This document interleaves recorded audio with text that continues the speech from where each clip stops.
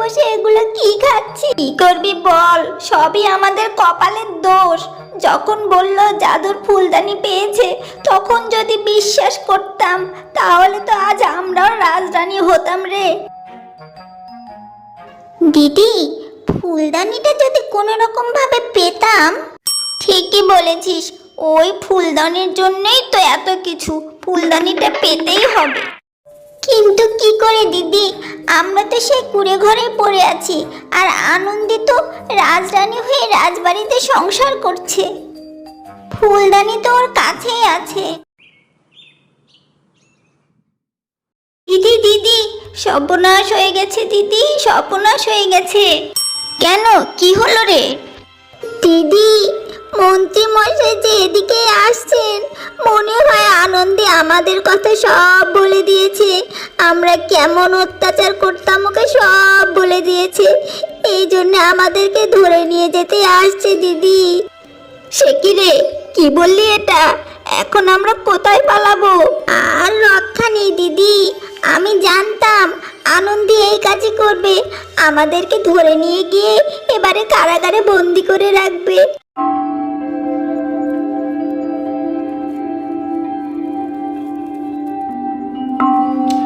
রাজকুমার আপনাদেরকে রাজদরবারে যাওয়ার কথা বলেছেন। মন্ত্রী মশাই, আমরা কিন্তু কিছু করিনি মন্ত্রী মশাই। তুই চুপ কর ছোট, সবই আমাদের ভাগ্য। নিজের মায়ের মতো করে আনন্দীকে বড় করেছি, তার প্রতিদানে এখন আমাদেরকে নিয়ে গিয়ে কারাগারে বন্দি করে রাখবে। এই কষ্ট কেমন করে সহ্য করব?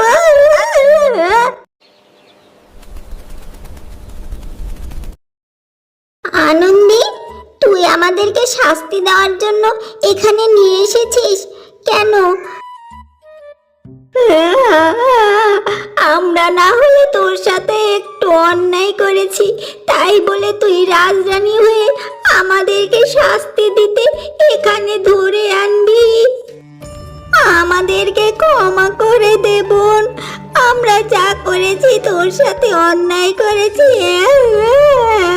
এ মা, ভুল বুঝছো তোমরা, তোমাদেরকে কোনো শাস্তি দিতে আমি তোমাদেরকে এখানে আনিনি। আমি রাজরানী হয়ে রাজবাড়িতে থাকবো, আর তোমরা ওই কুঁড়ে ঘরে কষ্ট করবে, তা কি করে হয়? তোমরাও আজ থেকে এখানেই থাকবে।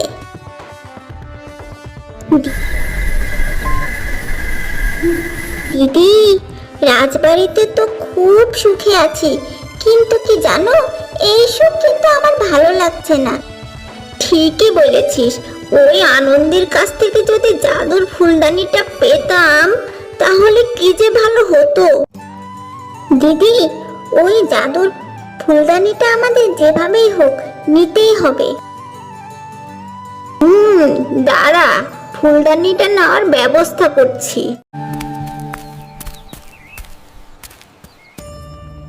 আনন্দী, তোকে একটা কথা বলতে এসেছি। এটা রাজবাড়ি হলেও তো তোর শ্বশুর বাড়ি, এখানে তোর বোন হিসাবে আমরা আর কতদিন থাকতে পারি বল? আমাদের এই কুঁড়ে ঘরে ভালো। হ্যাঁ রে আনন্দী, তোমরা কি বলছো এসব? তোমাদের কি এখানে কোনো অসুবিধা হচ্ছে? না, অসুবিধা হচ্ছে না, কিন্তু বোনের শ্বশুর বাড়িতে আর কতদিনই বা থাকা যায় বল? তুই এখানে সুখে থাক, আমরা তাই চাই।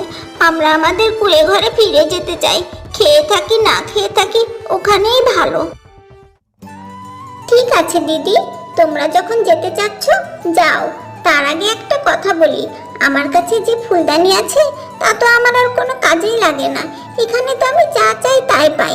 তোমরা বরং ফুলদানিটা নিয়েই যাও, ওটা তোমাদেরই কাজে লাগবে। সত্যি সত্যি ফুলদানি দিবি? দে দে। এই যে দিদি, ফুলদানিটা, এটা তোমরা নিয়ে যাও, আর এই ফুলদানির কাছে যা চাবে তাই পাবে। আহা, বোন আমার কত ভালো, দে দে ফুলদানিটা দে।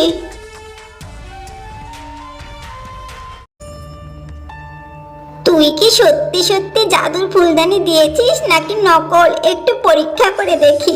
এই জাদুর ফুলদানি, আনন্দীকে এখনই পাখি বানিয়ে দে, যাতে রাজকুমার তাকে কোনোদিনও চিনতে না পারে।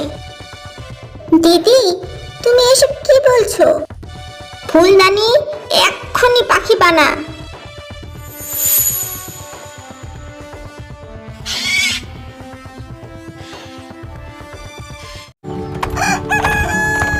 আজ 3 দিন হলো রানীর কোনো সন্ধান আপনারা দিতে পারছেন না।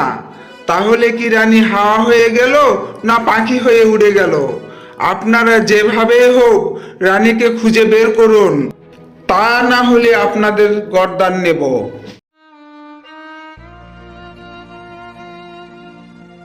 গো মেয়ে, তুই আমার কাছে কেন এসেছিস? আমার কাছে এসে কোনো লাভ নেই। আমি তো তোকে ঠিক করতে পারবো না রে মেয়ে।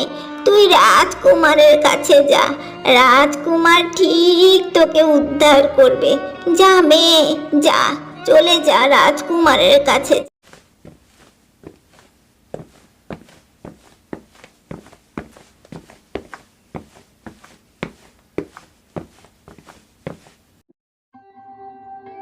ওরে বাবারে, কি সুন্দর পাখি! এ পাখিটা এলো কোথা থেকে? নিশ্চয় ও জানালা দিয়ে ঢুকেছে। বাহ, পাখিটির কি সুরেলা কণ্ঠ! রাজকুমার, ও রাজকুমার, আমি তোমার আনন্দী গো, আমি তোমার রানী। তুমি আমাকে চিনতে পারছো না? রাজকুমার তো আমার কোনো কথাই বুঝতে পারছে না। তাহলে বুড়িমা যে বলল রাজকুমারই তোকে উদ্ধার করবে, এখন কি হবে? আমার কি সারা জীবন পাখি হয়েই থাকতে হবে? দেখে তো মনে হচ্ছে পাখি, তোমার মনে অনেক দুঃখ। তোমারও দুঃখ, আমারও দুঃখ। এখন থেকে আমরা দুজনেই একসাথে থাকবো, কেমন? শুনুন শুনুন গ্রামবাসী, আপনারা শুনুন। রানীর সন্ধান যে দিতে পারবে, রাজকুমার তাকে 50,000 স্বর্ণ মুদ্রা উপহার দিবেন। আমার সুন্দর পাখি, বলতো তোর মন এত খারাপ কেন? সে কি, পাখির পায়ে সুতা কেন? এই জন্যই মনে হয় পাখিটা মন খারাপ করে থাকে। দেখি সুতাটা খুলে দিই তো।